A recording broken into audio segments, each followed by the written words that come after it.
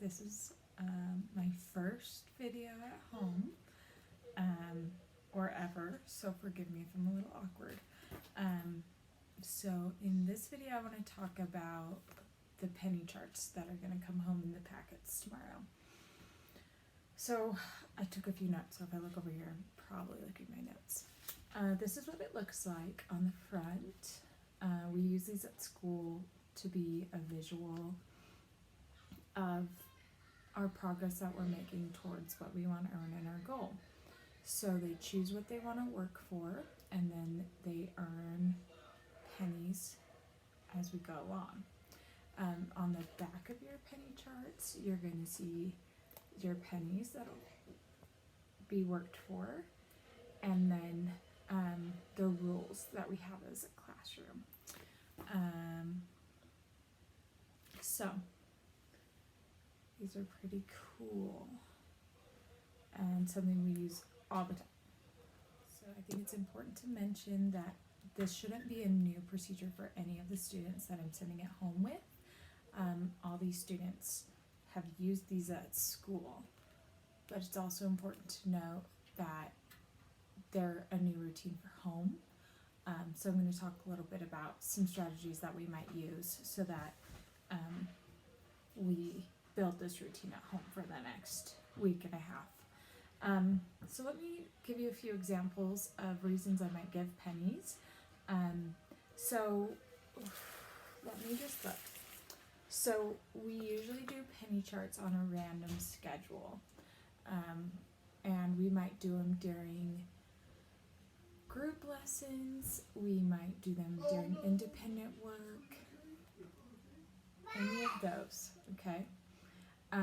But your particular student might have a specific type of behavior that we're trying to reinforce or strengthen. So let me just double check that I'm saying this right. Yeah. Okay, so for some examples, it might be we're really focusing on keeping our hands to ourselves, following instructions the first time, using a quiet voice, just staying in our seat, advocating for themselves or expressing their wants and needs, any of those type of things, or even down to completing their work, okay? And so if I'm working with a particular student who is, let's say that their goal is to ask for things, on a random schedule, I'm going to give pennies when I catch them asking for things. Not every single time, but when they do it really well, I'm going to reinforce them and I'm going to say, awesome job asking for things. I love how you are following rule number 5, because that's our classroom rule number 5. So I might show them, nice job, you asked for things, that's rule number 5. Right now you're following the rules, you got a penny. So another thing that's always good since we're tracking progress is to remind them, oh, you have 1 penny, you just need 1, 2, 3, 4 more. Once we get 5, what do we get? Whatever that they have chosen to work for. A good thing to know about our classroom and our penny charts, because this is different for everyone, is as a general rule, we do not take away pennies. Some people do. It's called a cost response. In our classroom, we choose not to. When they're maybe not keeping their hands to themselves or not doing that particular targeted behavior that we want, the thing that we want to see, then we just don't give pennies. And then once we see it, that's when we would give pennies.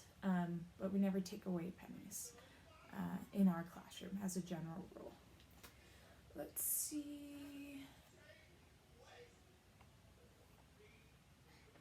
Okay, I feel like that's pretty good. Okay, so let's say we got 5 pennies. I just feel like I'm so awkward at this. Okay. The student has earned 5 pennies by asking for things. Usually we try to do 5 pennies about every half an hour, depending on your student. If you have any questions about that, some of them go an hour, but you might try about every 15 minutes right now. So these working for things, short 5-minute activities.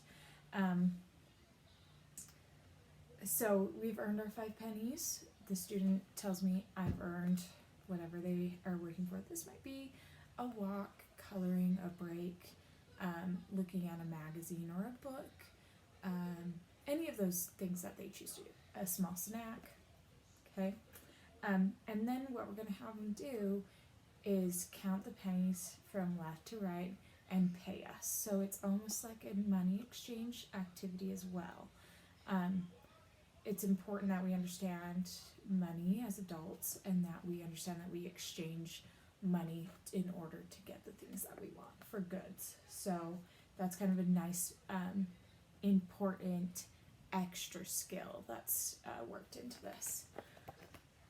Okay, one last thing. If you find that you're starting at 0 pennies and you're really working hard for pennies, since it is such a small reward, we shouldn't, it's hard work for the students, but it shouldn't be a fight to the death.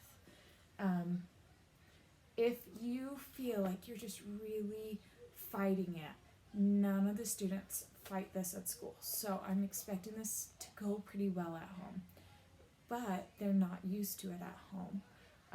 So I've written down, see, I'm looking at my notes, sorry. As a new routine at home, something that, it's not a new procedure for anyone, they've all done it, but as a new routine at home, you may consider by starting preloaded to build a routine. So that means that you might start them with 4 pennies just before you even start any task that's in their folder. You might start at 4 pennies and they only have to work for 1 before they get what they're working for. This just helps build a routine. In class, as a new teacher to them or a new person to them, it helps build trust that I'll do what I said I'm going to do when I make you work so hard. So if you just feel like you're really fighting them on this, go ahead and preload to 4 and get them 1 more penny.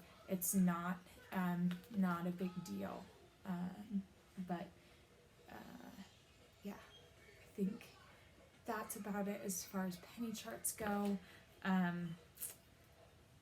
And then another thing that sometimes we do, if we're just like, well, we finished all our work, there's nothing else to reinforce. All the students know the rules. They can either tell you verbally or point to them. Reviewing the rules is also a really awesome way for them to earn pennies, just so that they remember what is expected of them. I hope this really helped. I miss everybody.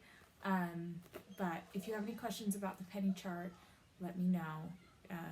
And I'll be making more of these videos about the supplies, and then also some everyday lessons that we do at school.